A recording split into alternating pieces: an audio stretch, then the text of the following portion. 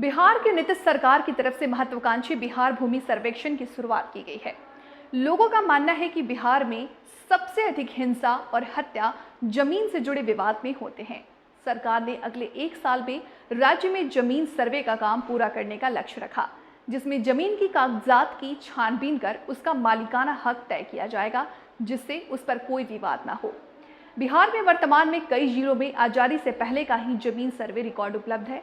यही कारण है कि कई जगहों पर इसे लेकर प्रशासनिक स्तर पर काफी दिक्कतों का सामना करना पड़ता है। सबसे पहले अगर हम ये समझना चाहें कि ये सर्वे क्या है, तो हम कहेंगे कि आजादी से पहले ही एक सर्वे हुआ था। बाद में 1960 के दशक में एक रिवाइज्ड सर्वे किया गया। ये सर्वे इसलिए महत्वपूर्ण है क्योंकि रिवाइज्ड सर्वे पूरा नहीं हो पाया। बहुत जिलों में उसकी सही रिकॉर्ड नहीं था। वर्तमान में जमीन की क्या हालत है, इसे लेकर कोई रिकॉर्ड उपलब्ध नहीं।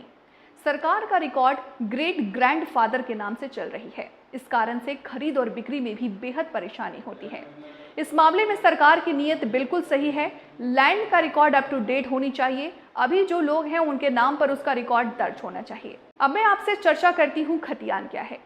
खतियान जमीन से जुड़ा एक दस्तावेज होता है। इस सर्वे में बनाए जाने वाले अधिकार अभिलेख को भी कहा जाता है। खतियान में हर जमीन के बारे में जानकारी होती है, जैसे कि उसका नाम, पिता का नाम, रकबा, प्लांट नंबर, मौजे का नाम, परगना, तौजी नंबर, सरकार का नाम और पूरा पता। साथ ही खतियान में हर किसान के प्लांट का क्षेत्रफल एकड़, डेसिमल और हेक्टेयर में लिखा होता है। चलिए अब बात करती हूँ गैर मजरूआ जमीन क्या होता है। गैर मजरूआ जमीन वो जमीन है जिसका खतियान के आधार पर कोई भी निजी स्वामित्व नहीं है। अंग्रेजों के समय में ऐसी जमीनों के लिए एक मध्यस्थ बनाकर रखा गया। इसके अंतर्गत भी 2 भाग हैं, गैर मजरूआ आम और गैर मजरूआ खास। अगर किसी के घर के सामने की कोई जमीन गैर मजरूआ है और उस पर लंबे समय से अगर हमारा कब्जा रहा है तो वो गैर मजरूआ खास बन गया। ऐसे में नए सर्वे में गैर मजरूआ मालिक के तौर पर व्यक्ति का नाम जाएगा। अब बात करती हूँ टाइटल और पोजीशन की। सर्व 2 आधार पर होगा, एक टाइटल, दूसरा पोजीशन के आधार पर। जमीन का टाइटल फिक्स करना सरकार के अंदर नहीं है। हालांकि प्राथमिक तौर पर यह सर्व में तय करना होगा कि इस जमीन पर टाइटल किसका है। साथ ही सर्वे में पोजीशन भी देखना होगा कि जमीन का टाइटल और कब्जा एक ही व्यक्ति के नाम है या नहीं। अब चर्चा करती हूँ कि जमीन पर कब्जा का आधार क्या होना चाहिए।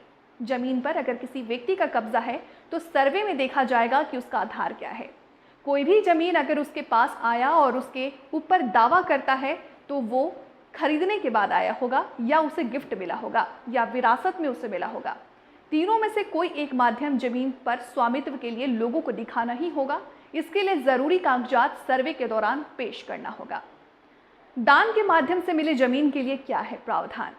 तो दान के माध्यम से कई लोगों के जमीन मिले होते हैं। कई जगहों पर इसे लेकर लोगों के पास कोई कागजात नहीं होते।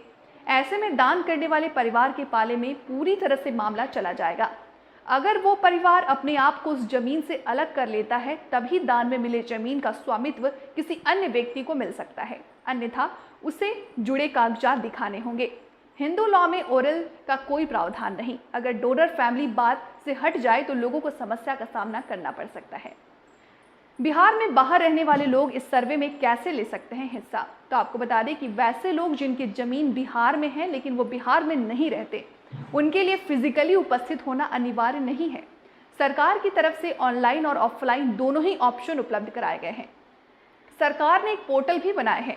वो अपने टाइटल का पेपर उस पोर्टल पर अपलोड कर सकते हैं। जहां तक बात है कि प्लाट पर पोजीशन साबित करने की, तो वो उसके लिए पावर ऑफ अटर्नी दे सकते हैं।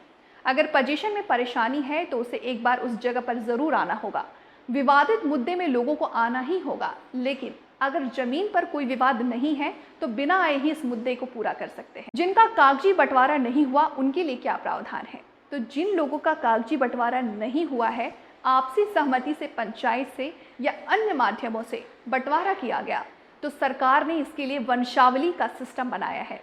खतियान जिसके नाम से है वहां से लेकर अब तक का वंशावली का निर्माण कर इस समस्या का समाधान किया जा सकता है। ऐसे हालात में उन्हें कोई परेशानी नहीं होगी। लेकिन अगर किसी तरह का कोई विवाद है और कोई भी पक्ष हिस्से को लेकर दावा करता है तो बिना कागजी बंटवारे में समस्या हो सकती है और विवाद अदालत तक पहुंच सकता है। जमीन एक्सचेंज या बदलेने करने वाले के लिए क्या प्रावधान है? तो जमीन एक्सचेंज या बदलेन के केस में भी अगर दोनों पक्षों की तरफ से सहमति है तो फिर कोई समस्या का सामना नहीं करना होगा। सरकार उसे वैलिडेट कर देगी और नए कागजात बन जाएंगे। लेकिन अगर कोई भी एक पक्ष इस बात से पीछे हट जाए तो समस्या बढ़ सकती है। क्या कृषि योग्य भूमि और अन्य जमीनों के सर्वे में कोई अंतर होगा? नहीं, दोनों ही जमीन का सर्वे एक ही तरह से किया जाएगा। इसमें फर्क यह है कि जमीन बसने योग्य जमीन के प्लांट छोटे होंगे, क्योंकि वो एरिया कम होगा तो उसकी माप छोटे इकाई में होगी, लेकिन सर्वे का तरीका एक ही होगा। डिजिटल डेटा से भी होगी लोगों की मदद। बिहार सरकार अपनी इस पहल से जमीन को लेकर तमाम रिकॉर्ड्स को ऑनलाइन उपलब्ध कराने की तैयारी में है। इस सर्वे के तहत पहले जमीन के मौजूदा और वास्तविक मालिक की पहचान की जाएगी। उसके बाद उस जमीन से जुड़ी तमाम जानकारियों को बिहार सरकार की साइट पर अपडेट और अपलोड कर दिया जाएगा। यानी इस सर्वे के पूरा होने के बाद अब कोई भी अपने जमीन का रिकॉर्ड ऑनलाइन ही देख पाएगा। सर्वे से होगी आसानी। बिहार सरकार की माने तो जमीन का सर्वे न होने से लोगों को खासी दिक्कतों का सामना करना पड़ रहा है। आमतौर पर कई ऐसी जमीनें हैं जिनका खाता खसरा गायब है। जिन लोगों के पास खतियान है वो काफी पुराने हैं, वंशावली तक अपडेट नहीं। जिन लोगों के नाम पर जमीन के कागज हैं उनकी काफी समय पहले ही मौत हो चुकी है। कहा जा रहा है कि सर्वे के पूरा होने के बाद लोगों को दाखिल खारिज करने में भी आसानी होगी। प्लांट का साइज बड़ा होने पर खसरा नंबर अब नहीं रहेगा। पहले कई लोग मिलकर एक बड़े प्लाट को खरीदते थे और खसरा नंबर एक ही रह जाता था, लेकिन अब ऐसा नहीं है। अब हर प्लाट का अलग अलग खसरा नंबर होगा। दस्तावेज जमा कराने के लिए 1 साल का मिलेगा समय। इस सर्वे के तहत जिन भी लोगों के पास अपनी जमीन के दस्तावेज नहीं है, उनके पास संबंधित दस्तावेज को जमा कराने के लिए 1 साल का समय होगा। कहा जा रहा है कि सरकार इस सर्वे को अगले 1 साल में पूरा कर सकती है। ऐसे में अगर किसी शख्स के पास कोई जरूरी दस्तावेज जैसे वंशावली या जमीन से जुड़े अन्य कागजात ना हो तो वो अगले 1 साल में अपने ब्लॉक में जाकर उस कागजात को बनवा सकता है।